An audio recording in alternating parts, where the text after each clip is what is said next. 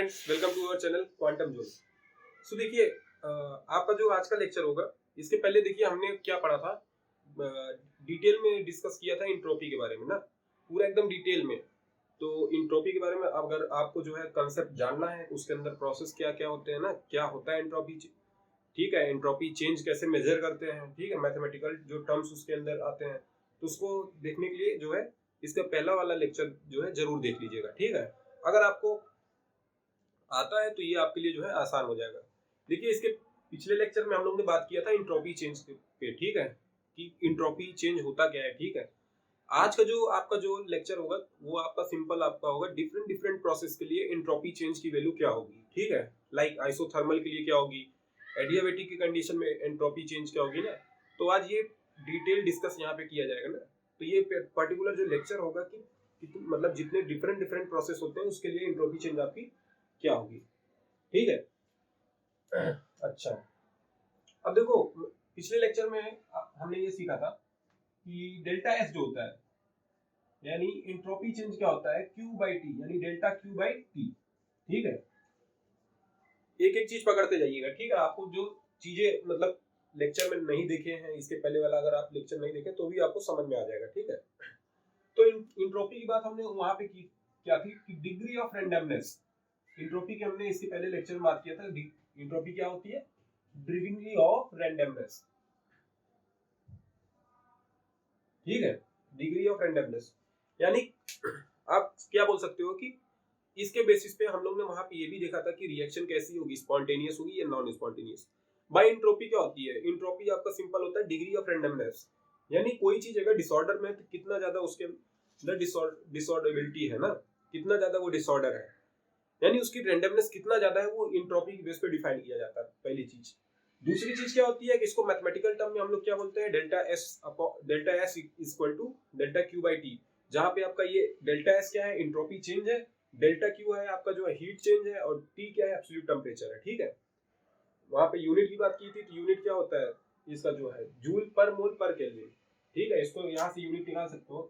तो हीट क्या है, एक फॉर्म ऑफ एनर्जी है, तो इसका यूनिट जूल है। बट हम यहाँ पे जो है वहां पे हमने इसके पहले वाले लेक्चर में बात किया था कि इंट्रोपी चेंज की जो यूनिट होती है वो पर मोल के लिए हम लोग पढ़ते हैं ना। जैसे कोई रिएक्शन आपकी हो रही है, ए से बी कोई प्रोसेस हो रहा है, ठीक है, तो वो ए के कितने मोल है और बी के कितने मोल है, उसके बेसिस पे हम लोग इसकी यूनिट को डिफाइन करते हैं, ठीक है। तो यहाँ पे टी ना होके यहाँ पे नंबर ऑफ मोल से मल्टीप्लाई हो जाता था, तो ये नंबर ऑफ मोल से मल्टीप्लाई हो जाता था इनटू टी। इसको क्या बोल सकते हो आप, जूल पर मोल इनटू केल्विन।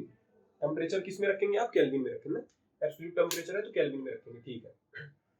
और दूसरी चीज यहाँ पे देखिए क्या होगा, आज मेरा जो पूरा इसका लेक्चर होगा, ये टॉपिक जो है यहाँ पे हम लोग डिफरेंट डिफरेंट प्रोसेस के बारे में देखेंगे। तो यहाँ पे देखिए, सबसे पहले हम क्या करेंगे, यहाँ पे आइसोथर्मल के लिए डिस्कस करेंगे कि आइसोथर्मल की कंडीशन में आपकी एंट्रोपी चेंज कितनी होगी, ठीक है। अब देखो क्या होगा, मैं थोड़ा सा रिकॉल करना चाहूंगा कि कुछ जो यहाँ पे टर्म्स यूज होंगे, कुछ फॉर्मुलेज यूज होंगे, तो वो फर्स्ट लॉ के बेसिस पे मैं यहाँ पे डिफाइन करूंगा। जैसे फर्स्ट लॉ में हम लोग ने पढ़ा था कि जो चेंज इन इंटरनल एनर्जी होती है, यानी किसी भी सिस्टम की जो चेंज इन इंटरनल एनर्जी होती है वो हमेशा किसके बराबर होती है, delta Q plus delta W, ठीक है। चेंज इन इंटरनल एनर्जी हमेशा किसके बराबर होगी, delta Q plus delta W, ठीक है।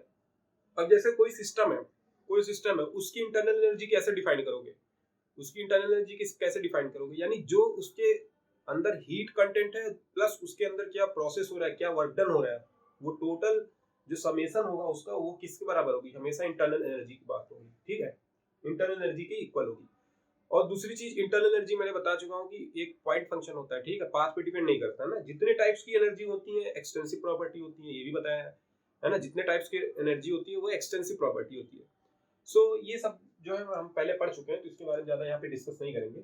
तो हम लोग ने एक फॉर्मूला पढ़ा था, ये कांस्टेंट टेम्परेचर पे ये रिएक्शन होती थी, ये भी देखा था मैंने। डेल्टा एस क्या होता था, delta S equal to delta Q by T. इसके कंडीशन में क्या होता था, टेम्परेचर आपका हमेशा क्या होता था, टेम्परेचर हमेशा आपका यहाँ पे लिखता हूँ मैं, तो delta S upon delta Q by T, ठीक है। ये हम लोग ने फॉर्मूला पढ़ा था, ये किसके लिए वैलिड है, हमेशा कांस्टेंट टेम्परेचर पे जो रिएक्शन हो रही है उसके लिए वैलिड है ना। टेम्परेचर आपका इस केस में क्या रहता है, टेम्परेचर आपका कांस्टेंट रहेगा, टेम्परेचर आपका क्या रहेगा, कांस्टेंट रहेगा, ठीक है, टेम्परेचर आपका कांस्टेंट रहेगा, ये उसके लिए वैलिड है भाई। किसी भी कांस्टेंट टेम्परेचर पे अगर रिएक्शन हो रही है तो यहाँ पे delta S equal to delta Q by T आप फॉर्मूला अप्लाई कर सकते हो। अब बात वहां पे आई थी वेरिएबल प्रेशर के लिए क्या लगाए, है ना, वेरिएबल प्रेशर के लिए, तो वेरिएबल प्रेशर के लिए हम लोग ने पढ़ा था कि D S upon D Q by T, integral of D Q by T, है ना, integral of D Q by T. तो हम लोग ने ये पढ़ा था कि वेरिएबल प्रेशर के लिए यानी टेम्परेचर आपका अगर वेरी कर रहा है तो वहां पे आपका ये फॉर्मूला अप्लाई होगा ना, ये फॉर्मूला, ये मैथमेटिकल टर्म हम लोग यूज करेंगे, ठीक है, फॉर द वेरिएबल प्रेशर, ठीक है, सॉरी वेरिएबल टेम्परेचर ना, एंट्रोपी की बात चली तो टेम्परेचर पे बात करेंगे, ठीक है। अच्छा, दूसरी चीज क्या थी, एंट्रोपी क्या थी, एक पाथ फंक्शन थी, सॉरी स्टेट फंक्शन थी भाई, एंट्रोपी क्या थी, एक स्टेट फंक्शन थी। अब देखो मैं ऐसे बताता हूँ कि जैसे एक ग्राफ है कोई, ठीक है, ये ग्राफ है पीबी वर्सेस पीवी कर्व है, ये आपका सिंपल पीवी कर्व है ना, ये प्रेशर एक्सिस, ये वॉल्यूम एक्सिस। अब जैसे कोई आपका प्रोसेस हो रहा है, कोई आपका प्रोसेस हो रहा है इस टाइप से, ठीक है, कोई आपका प्रोसेस हो रहा है P1 V1 T1, यहाँ पे प्रोसेस हो रहा है P1 V1 T1, ठीक है। अब यहाँ पे देखिए प्रेशर भी डिफाइंड है, वॉल्यूम भी डिफाइंड है और आपका टेम्परेचर भी डिफाइंड है ना। तो बात यहाँ पे फंस जा रही थी, वहां पे बात इस बात पे फंस जा रही थी कि टेम्परेचर आपका क्या हो रहा है, वेरी कर रहा है, यानी हर केस में मतलब कि कांस्टेंट प्रेशर की बात करेंगे या कांस्टेंट वॉल्यूम की बात करेंगे या फिर कांस्टेंट टेम्परेचर की बात हम लोग करते थे, तो वहां पे एंट्रोपी की वैल्यू जो है अलग अलग प्रोसेस के लिए अलग अलग यहाँ पे मैं डिफाइन करने वाला हूँ, ठीक है।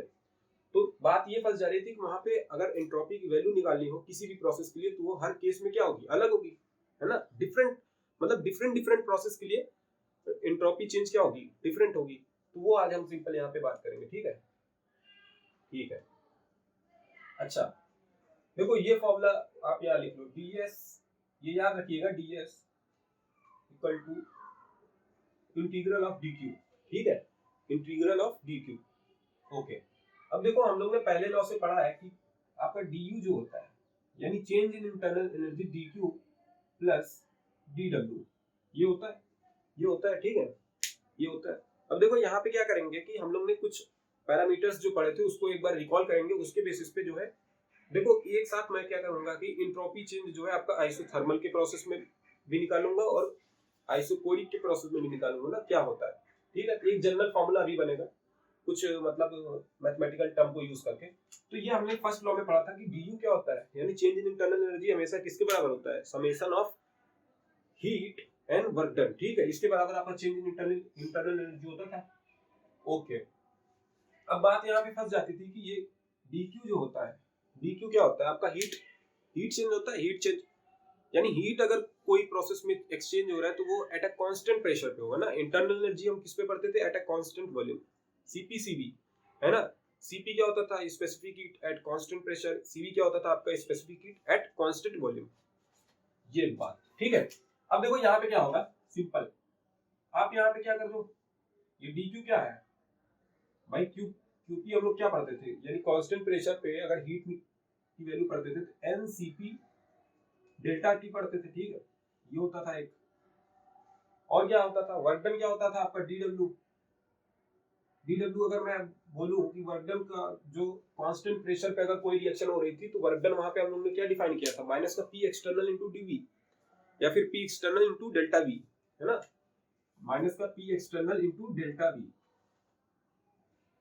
ठीक है। ये आपका जो है ये फॉर्मूला बनता था फॉर द कांस्टेंट प्रेशर पे जो रिएक्शन होती थी। This formula can be apply only on the constant pressure, यानी कांस्टेंट प्रेशर पे जो रिएक्शन हो रही है उसके लिए अप्लाई करोगे, ठीक है, ये बात हो गई। अब देखो ये पैरामीटर्स को यूज करके हम यहाँ पे एक एंट्रोपी का नया जनरेशन देखेंगे, यानी नया फॉर्मूला इस पे देखेंगे कि नया फॉर्मूला नया रिजल्ट क्या आता है, ठीक है। अब देखो यहाँ पे क्या कर दो, यहाँ पे क्या कर दो, पहले इसको नोट कर लो तो मैं बताता हूँ, इसको पहले नोट कर लो। अब देखो क्या होगा इसमें,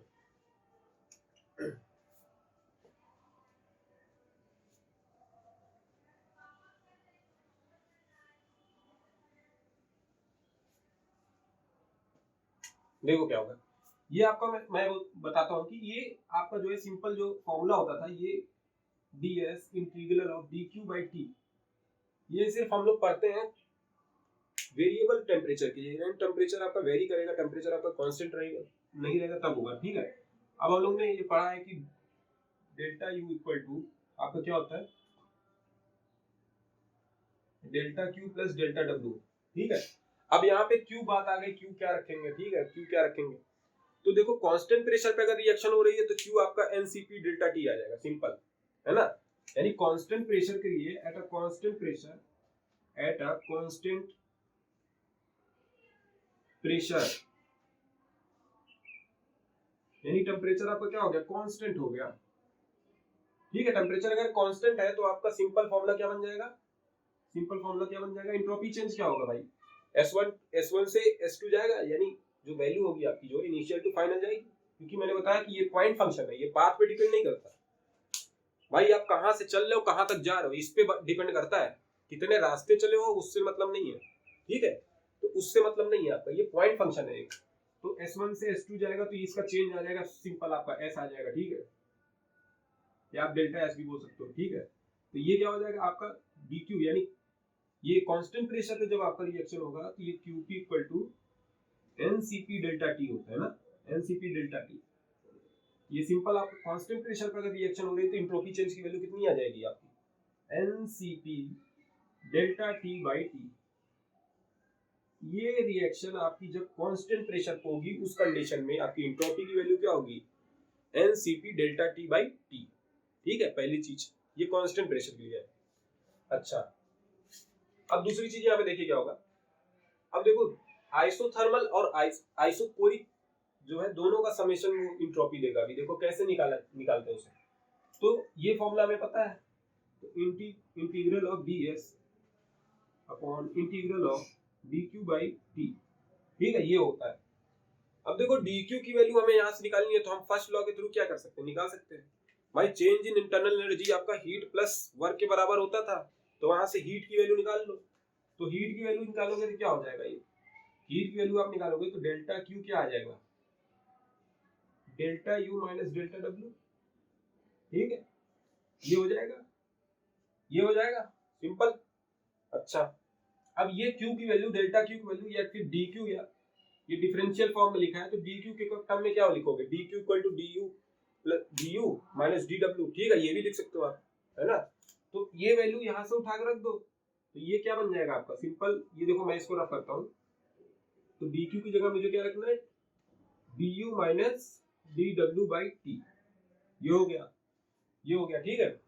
अब देखो चेंज इन इंटरनल एनर्जी क्या होता है, कांस्टेंट वॉल्यूम पे जो प्रोसेस होता है उसमें चेंज इन इंटरनल एनर्जी हम लोग पढ़ते थे ना, कोई भी अगर रिएक्शन कांस्टेंट वॉल्यूम पे होता है तो उसमें क्या होता है, हम लोग चेंज इन इंटरनल डिफाइन करते हैं, चेंज इन इंटरनल एनर्जी उसी केस में डिफाइन करते हैं।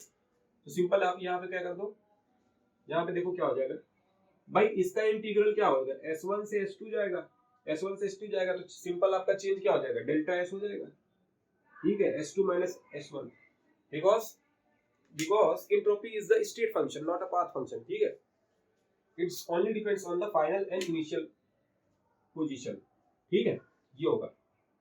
अब यहाँ पे क्या होगा, इसको अलग अलग कर लो, इसको अलग अलग कर लोगे क्या हो जाएगा भैया, du by T minus dw by T, ठीक है, ये हो जाएगा।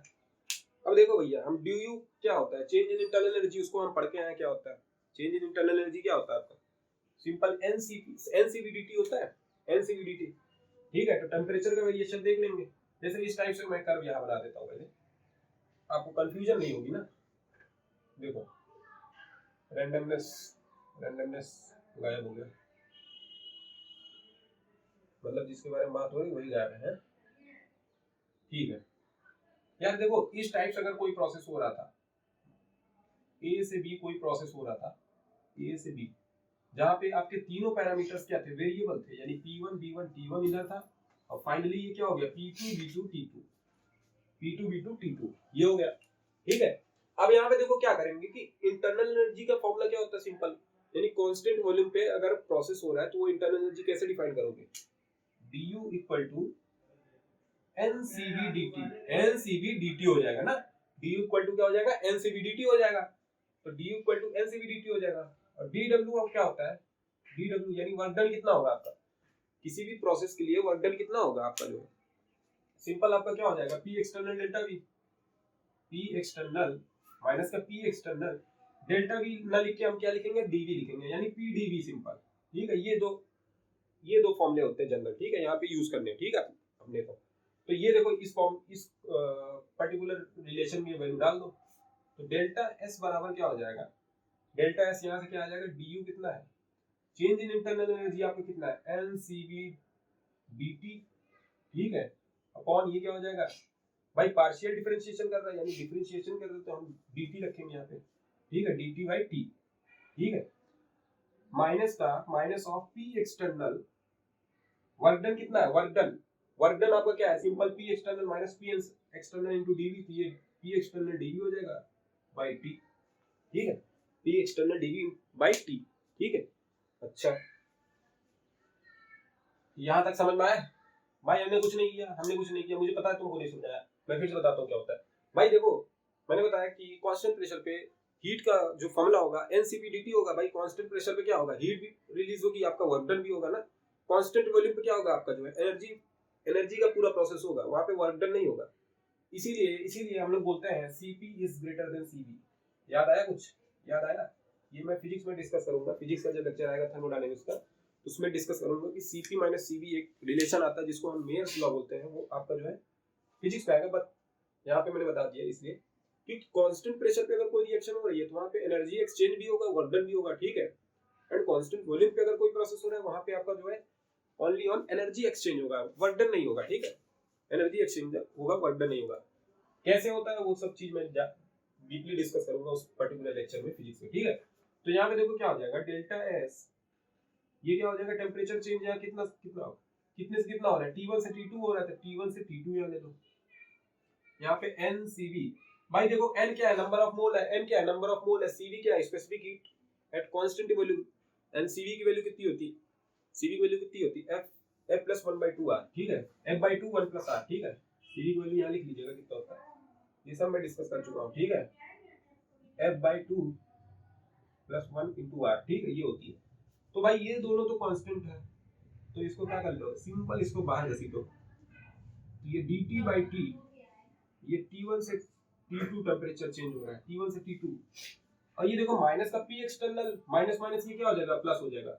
बट बात यहाँ फंसी कि ये P है, ये dV है, P है, ये dV है। ठीक है, तो हमको dV के रिस्पेक्ट में इंटीग्रेशन करना, बट ये P है। ठीक है, तो P हमारे लिए क्या हो जाएगा, कांस्टेंट हो जाएगा। भाई कांस्टेंट भी हो जाएगा तो भी dV बाई टी का इंटीग्रेशन तो हो नहीं सकता ना, तो PV इक्वल टू nRT, यानी आप सिंपल यहाँ पे आइडियल गैस इक्वेशन यूज कर लो। PV इक्वल टू क्या होता है, PV इक्वल टू nRT होता है, हमें पता है। और P को हमको रिप्लेस करना है, तो ये P क्या हो जाएगा, nRT बाई V। ठीक है, ठीक है, तो P की वैल्यू आप क्या कर दो, यहाँ पे उठा कर रख दो। P की वैल्यू अगर आप यहाँ उठा कर रख दो तो क्या हो जाएगा, nRT into dV by T. ठीक है, और ये नीचे आ जाएगा V। ठीक है, ये V आ जाएगा। तो भाई यहाँ पे देखो क्या हो रहा है कि नंबर ऑफ मोल्स क्या है, कांस्टेंट होंगे, R क्या है, यूनिवर्सल गैस कांस्टेंट है। ठीक है, 8.314। ठीक है, इसका वैल्यू होता है। ठीक है, तो T से T यहाँ पे कट गया, तो इसको बाहर ले लीजिएगा आप, तो यहाँ पे क्या बन जाएगा आपका, यहाँ पे मैं लिखता हूँ, तो delta S is equal to NCV, और यहाँ पे क्या हो जाएगा, T1 से T2 टेम्परेचर चेंज हो रहा है, और dt बाई टी का इंटीग्रेशन क्या होता है, dt बाई टी का इंटीग्रेशन क्या होता है, सिंपल log t होगा ना, log बेस ई टी है ना, log बेस ई टी। ठीक है, तो यहाँ पे क्या बोल सकते हो आप, log ऑफ t, लिमिट कहाँ से कहाँ चेंज हो रही है, T1 से T2 जा रही है, T1 से T2 जा रही है, प्लस ये इसको nr बार ले लो, तो dv बाई v का इंटीग्रेशन कितना होता है, वॉल्यूम कहाँ से कहाँ चेंज हो रहा है, वॉल्यूम कहाँ से कहाँ चेंज हो रहा है, v1 से v2 चेंज हो रहा है, यहाँ पे लिमिट क्या लगाएंगे, v1 से v2। ठीक है, तो dv बाई v का इंटीग्रेशन क्या हो जाएगा, log बेस ऑफ v। ठीक है, और आपका लिमिट कहाँ से कहाँ जा रही है, v1 से v2 चेंज हो रही है, लिमिट कहाँ से जा रही है, v1 से v2 चेंज हो रही है। भाई समझ में आया, इतना समझ में आया कि नहीं, मेरे लिए बताओ, इतना समझ में आयो कि नहीं आयो? भैया हमने कुछ किया ही नहीं, यहाँ पे कुछ किया हमने, ये बताओ, कुछ नहीं किया यहाँ पे, सिंपल यार वैल्यू रख दिया यहाँ पे, जो हमने यहाँ से du की वैल्यू उठाई रख दी, NCV/dt, यहाँ पे वर्क डन की वैल्यू रख दी, P को हमने क्या कर दिया, जो है PV इक्वल टू nRT से एक्सचेंज कर दिया, यानी p की जगह पे nRT by v रिप्लेस कर दिया, फिर वहां से इंटीग्रेट कर दिया, ये हो गया। ठीक है, अब यहाँ पे आपका कर दो लिमिट रख दो, तो डेल्टा एस आपका क्या हो जाएगा, मैं डायरेक्ट लिखता हूँ, क्या हो जाएगा, NCV log of log base e T2 upon T1।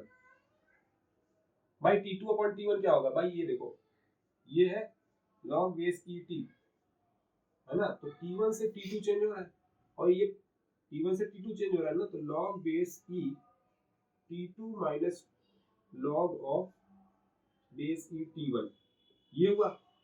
और एक फॉर्मूला होता है सिंपल आपका जो होता है log of a minus log of b, ये क्या होता है आपका log of a upon b, a upon b।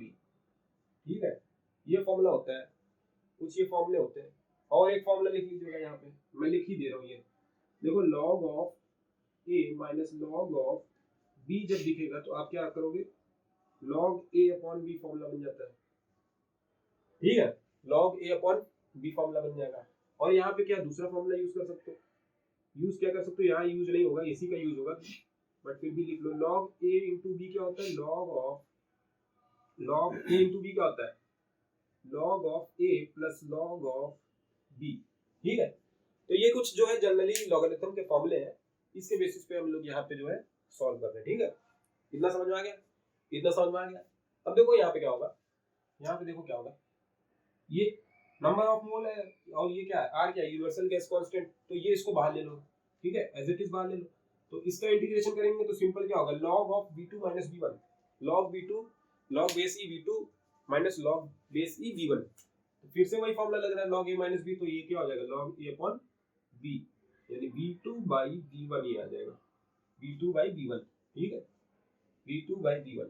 तो ये हमारा जो है एंट्रोपी चेंज है इन केस, मतलब कि दोनों का समेशन क्या होगा, आइसोथर्मल प्लस आइसोकोरिक प्रोसेस के लिए जो समेशन होगा वो एंट्रोपी आपका देगा। ठीक है, इन दोनों का समेशन एंट्रोपी होगा। अब जैसे आपसे बोल दे कि कोई रिएक्शन कांस्टेंट टेंपरेचर पे हो रही है, तो ये वाला क्या हो जाएगा, ये T1 T2 by T1 temperature वाला जो है पैरामीटर क्या हो जाएगा, जीरो हो जाएगा। भाई कांस्टेंट टेम्परेचर का मतलब ही क्या हो गया कि टेम्परेचर आपका क्या है, कांस्टेंट है, यानी जीरो है। तो कांस्टेंट टेम्परेचर पे अगर बोल दिया तो रिएक्शन क्या हो जाएगी आपकी, ये जीरो हो जाएगी। ठीक है, तो ये हो जाएगा। कांस्टेंट वॉल्यूम पे बोल दिया तो ये वाला टर्म जीरो हो जाएगा। देखो कैसे होगा, ये नोट कर लो पहले, ये नोट कर लो, मैं थोड़ा साइड हट जाता हूँ, ये नोट कर लो।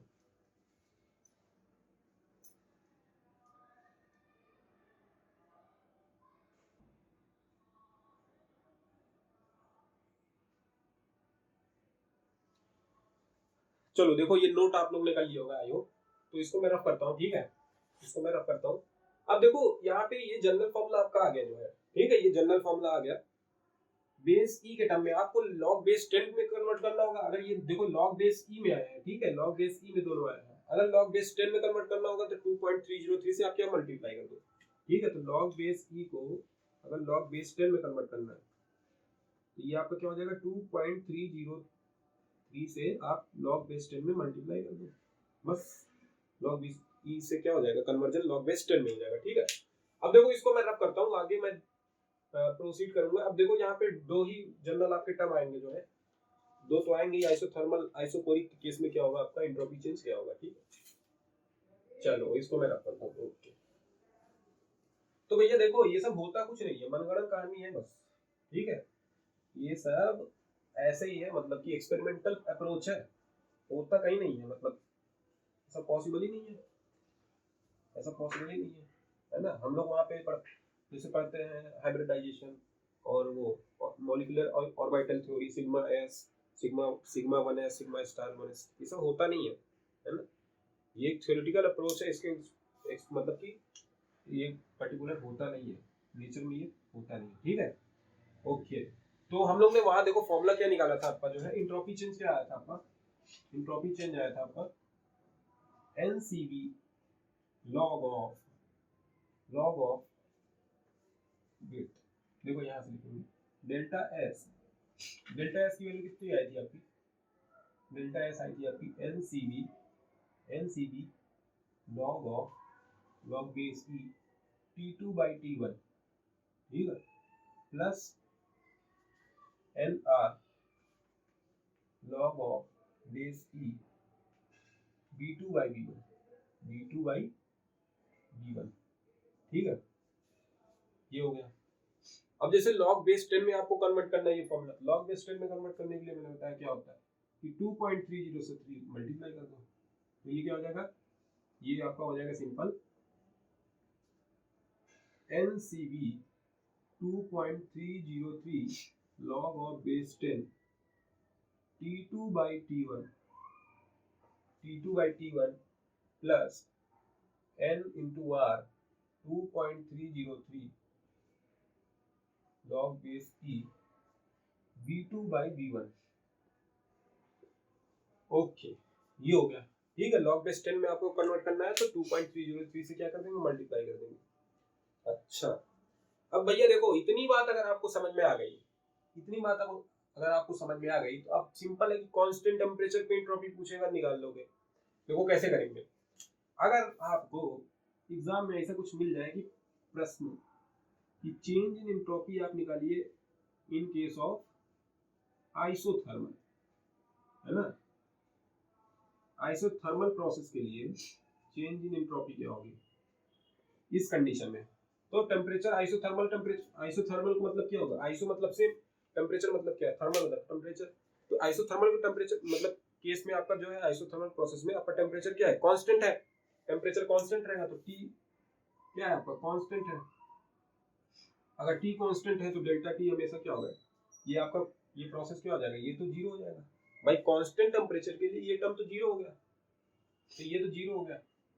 तो कांस्टेंट टेम्परेचर पे आपका आइसोथर्मल के प्रोसेस में आपका एंट्रोपी जो आएगी एन आर लॉग बेस ई, N R log base e V2 बटे V1, ठीक है, ये हो जाती है, ये हो जाती है। ये आइसोथर्मल प्रोसेस के लिए जब टेम्परेचर आपका क्या रहेगा, कांस्टेंट रहेगा, है ना, ये होगा। अब कांस्टेंट वॉल्यूम पे पूछ लिया अगर तो क्या होगा, कांस्टेंट वॉल्यूम पे प्रोसेस जो हो रहा है उससे आइसोकोरिक प्रोसेस बोलेंगे। कांस्टेंट टेम्परेचर पे क्या हो रहा है आपका, रिएक्शन कोई हो रहा है तो आइसोथर्मल बोलेंगे ना। और हीट एक्सचेंज आपकी जो है जीरो है, हीट एक्सचेंज जो जीरो है तो वो आपका कैसा सिस्टम हो जाता है, आइसोलेटेड सिस्टम हो जाता है, और हीट किसी सिस्टम में है ही नहीं, यानी कि हीट जो है आपकी जीरो है, तो वो कैसा सिस्टम हो जाता है, एडियाबैटिक, है ना। तो दोनों में डिफरेंस है आइसोलेटेड और एडियाबैटिक में, ठीक है। अच्छा, ये एक फॉर्मूला हो गया, यानी ये किसके लिए वैलिड होगा, हमेशा कांस्टेंट टेम्परेचर के लिए वैलिड होगा, कांस्टेंट टेम्परेचर, ठीक है, ये कांस्टेंट टेम्परेचर, ठीक है। यही आपको बोल दिया जाए कि कांस्टेंट वॉल्यूम के लिए क्या होगा, कांस्टेंट वॉल्यूम के लिए, कांस्टेंट वॉल्यूम पे अगर कोई प्रोसेस हो रहा है यानी डेल्टा वी आपका क्या हो जाएगा, जीरो हो जाएगा, यानी वी क्या है आपका, कांस्टेंट है, वी क्या है आपका, कांस्टेंट है, वी क्या है आपका, कांस्टेंट है, वी आपका क्या है, कांस्टेंट है। ये सब नोट कर लीजिएगा, ठीक है, ये सब नोट कर लीजिएगा, इंपॉर्टेंट चीजें है। तो डेल्टा वी आपका जब कांस्टेंट रहेगा, यानी कांस्टेंट वैल्यू पे अगर कोई प्रोसेस हो रही है तो वो कैसी प्रोसेस होगी, आइसोकोरिक प्रोसेस, ये इसको क्या बोलेंगे, isochoric process, isochoric process.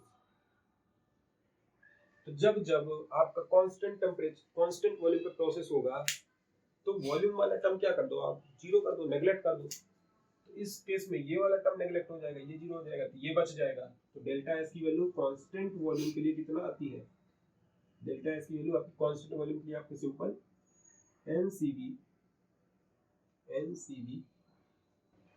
dt, ऐसे लिख सकते हो आप जो है dt बाई टी। जैसे हम लोग ने वहां एंट्रोपी निकाली थी dq, sorry ds equal to dq by T निकाली थी, तो q क्या होती है आपकी जो है इंटरनल, q क्या आती है, हीट होती है। तो सिंपल आप यहाँ से इस पे ज्यादा ना फोकस करके यहाँ से, अभी देखो यहाँ से निकालोगे तो मिसकंसेप्शन हो जाएगा, क्योंकि हीट क्या होता है, एक कांस्टेंट प्रेशर पे रिएक्शन होती है ना, तो वहां पे एनसीपी यूज करते हैं।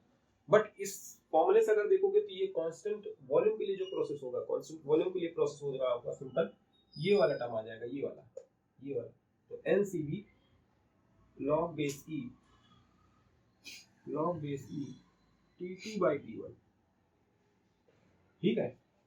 ये कांस्टेंट वॉल्यूम के लिए हो गया, ये कांस्टेंट प्रेशर के लिए होगा, ठीक है।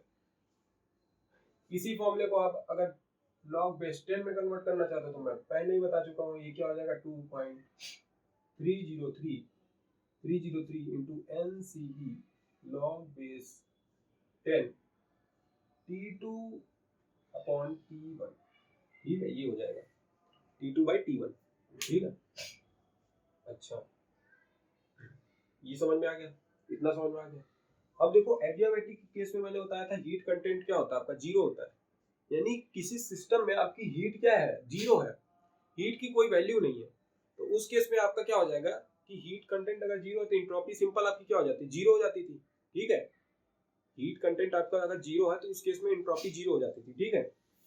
सिमिलर आपका जो प्रोसेस होता था आइसोलेटेड सिस्टम के लिए, बट उसमें आइसोलेटेड सिस्टम में हमने बात किया था, आइसोलेटेड सिस्टम में हमने बात किया था कि वहां पे क्या होता था आपका हीट एक्सचेंज जो है बाहर से अंदर नहीं होता था, यानी from system to surrounding heat exchanging नहीं होती थी। बट हमने दो कंटेनर लिया था, दोनों कंटेनर को अगर वाइंड अप कर दे रहे थे, अगर दोनों कंटेनर को आप वाइंड अप कर दे रहे थे तो जो मिक्सिंग ऑफ गैसेस प्रोसेस था वो स्टार्ट हो जाता था। अब भाई ये गैस इधर से आ रही है, दोनों आपस में क्या हो रही है, टकरा जा रही है, ठीक है। तो उससे क्या हो रहा है, मॉलिक्यूल्स आपस में क्या हो रहा है, रैंडमनेस उनकी इंक्रीज कर रही है। तो जाहिर सी बात है रैंडमनेस अगर इंक्रीज हो रही है तो आपकी एंट्रोपी बढ़ जाएगी, एंट्रोपी बढ़ेगी तो भाई आपका जो है रिएक्शन कैसा हो जाएगा, spontaneous, because we can not apply any external force और एनी एक्सटर्नल एजेंट, है ना। Without any external agent reaction वो क्या हो रही है, पर्टिकुलर खुद से हो जा रही है। तो वो कैसे रिएक्शन होगी, स्पॉन्टेनियस, यानी किसी भी अगर मैंने इसके पहले भी डिस्कस कर चुका हूँ, किसी भी रिएक्शन का अगर delta S greater than zero है तो रिएक्शन कैसी होगी, स्पॉन्टेनियस, ठीक है। इसके पहले वाला जो एंट्रोपी का लेक्चर है उसको देखने से पहले एक बार आप जो है सेकंड लॉ के ऊपर गो थ्रू हो लीजिएगा, एक बार गो थ्रू हो लीजिएगा। उसमें जो है काफी चीजें मैंने बताई हैं कि फर्स्ट लॉ में फेलियर्स क्या थे, सेकंड लॉ में जो है उसको कैसे कंप्लीट किया गया। सेकंड लॉ बेसिकली आपका फिजिबिलिटी पे बात करता था ना, वहां पे हम लोग डिफाइन किए थे spontaneous and non spontaneous process, ठीक है। उसके बेसिस पे इंथैल्पी पे फिर डिफाइन किया था, है ना। सेकंड लेक्चर उसके बाद जो आया था जो है इंट्रोपी था, इंट्रोपी का ये दूसरा लेक्चर है आपका जो है डिफरेंट प्रोसेस के लिए कैसे इंट्रोपी डिफाइन करें। तो spontaneous and non spontaneous reaction क्या है, कैसे होती है, क्या प्रोसीजर होता है उसको पहचानने का ना, तो ये सब सारा जो है एक सिस्टमैटिक वे में जो है इंट्रोपी के पहले वाले लेक्चर में है, ठीक है। आई थिंक वो 6th या 7th लेक्चर है, ठीक है, ये हो गया। और डेल्टा एस अगर आपका लेस देन जीरो है, लेस देन जीरो है तो नॉन स्पॉन्टेनियस प्रोसेस होता था, नॉन स्पॉन्टेनियस, ठीक है, नॉन स्पॉन्टेनियस प्रोसेस होता था, ठीक है। कांस्टेंट प्रेशर पे मैंने बताया क्या होगा, कांस्टेंट प्रेशर पे आपकी इंट्रोपी की वैल्यू क्या होगी भाई, कांस्टेंट प्रेशर पे अगर इंट्रोपी की वैल्यू पूछ ले क्या होगा, इंट्रोपी क्या होता है, ds अपॉन dq/t होता है, ठीक है, integral of ds upon dq/t। भाई कोई रिएक्शन अगर कांस्टेंट प्रेशर पे हो रही है तो हीट एक्सचेंज क्या होगा, यानी हीट की वैल्यू क्या आती है, qp, यानी कांस्टेंट प्रेशर पे अगर हीट निकालना हो तो ncp dt, यानी dq equal to ncp dt आता था ना। भाई देखो हम लोग मेजर जो है डिफरेंशियल फॉर्म में बात कर रहे हैं यहाँ पे ना, डेल्टा भी आप यूज करते हो यानी डिफरेंस। भाई देखो हम लोग डेल्टा यानी डिफरेंस कब लेते हैं, जब एक एग्जैक्ट वैल्यू हमको वहां से मिल जाए। बट हम डिफरेंशिएशन किसके लिए पढ़ते हैं, एकदम पॉइंट फंक्शन के लिए ना, एकदम पॉइंट फंक्शन के लिए डिफरेंशिएशन पढ़ते हैं। तो यहाँ पे एक छोटे एलिमेंट की बात कर रहे हैं, एक छोटे कंटेनर में हीट की बात कर रहे हैं, ठीक है। तो यहाँ पे कांस्टेंट प्रेशर पे हीट की वैल्यू क्या आती थी, तो ये आपकी ds क्या होता था, सिंपल चेंज होता था एंट्रोपी का, तो S2 - S1, यानी लिमिट आपकी कहां से क्या है, S1 से S2 जा रही है लिमिट, तो इसका चेंज कितना हो जाएगा, डेल्टा S, ठीक है। इंटीग्रेशन ऑफ NCP dt रख दो यहाँ से, है ना। कांस्टेंट प्रेशर की बात कर रहे हैं, ये रिएक्शन कांस्टेंट प्रेशर की बात कर रहे हैं। कांस्टेंट प्रेशर के पे क्या आपका आता था लिमिट, आपका क्या हो जाता था, ये सिंपल आपका T हो जाता था, NCP बाहर आ जाता था, NCP बाहर आ जाता था, dt/t क्या होता था, log of t, log base tt। और लिमिट आपकी कहां से क्या आता था, T1 से T2 लिमिट अगर है, T1 से कहां तक है, T1 से T2 अगर लिमिट है, मैंने अभी ग्राफ बनाया था उस पे रफ कर दिया, तो अगर T1 से T2 लिमिट है तो ये T2/T1 हो जाता था, है ना। ये एक कांस्टेंट प्रोसेस पे जब रिएक्शन होगी उसके लिए एंट्रोपी चेंज है ना, कांस्टेंट प्रेशर के लिए ये एंट्रोपी चेंज है। और एडियाबैटिक के केस में मैंने बताया था ये किसके लिए है, कांस्टेंट प्रेशर पर अगर कोई रिएक्शन हो रही है, ये रिएक्शन आपकी जो कांस्टेंट प्रेशर पे हो रही है, कांस्टेंट प्रेशर पे है भैया। तो जब जब कांस्टेंट प्रेशर पे आपकी रिएक्शन होगी तो आपका एंट्रोपी चेंज क्या होगा, सिंपल आपका NCP dt by NCP log of T2 minus T1, ठीक है। रेसी में कन्वर्जन करना होगा तो 2.303 से मल्टीप्लाई कर दो, सिंपल है ना, सिंपल है। इसमें क्या दिक्कत है, कोई दिक्कत नहीं है, कोई दिक्कत है नहीं है। और आइसोलेटेड के केस में क्या होगा भाई, आइसोलेटेड के केस में क्या होगा, आइसोलेटेड के केस में क्या होगा, आपकी एंट्रोपी कभी जीरो नहीं होगी, कभी भी जीरो नहीं होगी, है ना। आइसोलेटेड कंडीशन का मतलब क्या होगा कि आप बोल दोगे हीट तो जीरो है, भाई हीट जीरो है मुझे भी पता है, बट अगर दो कंटेनर को आप जो है एक दूसरे से क्या कर दो, मिक्सअप कर दो, यानी उनके मॉलिक्यूल्स क्या होंगे, एक दूसरे से क्या कर देंगे, रैंडमनेस बढ़ेगी ना, वहां पे एक दूसरे से मिक्सअप होंगे, मिक्सअप होगा तो आपको जो है ऑटोमेटिकली रिएक्शन हो जाएगी। तो रिएक्शन कैसी हो जाएगी, स्पॉन्टेनियस हो जाएगी। प्रोसेस कैसा है, स्पॉन्टेनियस प्रोसेस है, तो ऑटोमेटिक रैंडमनेस अगर बढ़ रही है तो एंट्रोपी वहां क्या होगा, ग्रेटर देन जीरो। तो ना ये सारी कंडीशन होती है जनरली, तो आप ये कतई नहीं बोल सकते कि जो है आइसोलेटेड सिस्टम में आपका जो है एंट्रोपी चेंज क्या होता है, जीरो होता है। बोल दोगे तो फंस जाओगे, है ना, बोलना नहीं है ये चीज, कहीं नहीं बोलना, बेइज्जती बहुत गंगोर होगी। अच्छा देखो ये एक चीज और बताया, मैं बता देता हूँ। एडियाबैटिक के केस में एंट्रोपी, एडियाबैटिक के केस में एंट्रोपी चेंज क्या होता है, एडियाबैटिक प्रोसेस, जगह नहीं बचा, यही डिस्कस कर लेता हूँ। तो एडियाबैटिक के केस में आपका मैं ये आपको जो है ये मैं रफ कर देता हूँ, यही बता देता हूँ, नीचे एकदम लिखा हूँ, सही नहीं लग रहा है, ठीक है। तो देखो एडियाबैटिक के केस में एंट्रोपी चेंज क्या होता है, एडियाबैटिक के केस में भाई प्रोसेस कैसा है एडियाबैटिक, हीट क्या होगी आपकी, हीट कंटेंट हमेशा जीरो होगी, क्यों होगी, हीट कंटेंट आपका क्या होगा, जीरो होगा, यानी कांस्टेंट मतलब कि हीट क्या है आपका जो है जीरो है। तो एडियाबैटिक के केस में अगर हीट जीरो है, हीट अगर जीरो है तो डेल्टा क्यू क्या है आपका, जीरो है अगर, तो यहाँ पे एंट्रोपी चेंज क्या आएगा, integral of ds integral of dq by t, ये इसका चेंज निकालोगे तो डेल्टा s आ जाएगा। बट यहाँ पे q क्या है, जीरो है, तो जीरो बाई t का इंटीग्रेशन कितना होगा, जीरो, तो ओवरऑल एंट्रोपी क्या हो जाती है एडियाबैटिक केस में, जीरो हो जाती है। एंट्रोपी क्या है, जीरो है ना, ना ग्रेटर देन जीरो है ना लेस देन जीरो है, ये इक्वल टू जीरो है ना।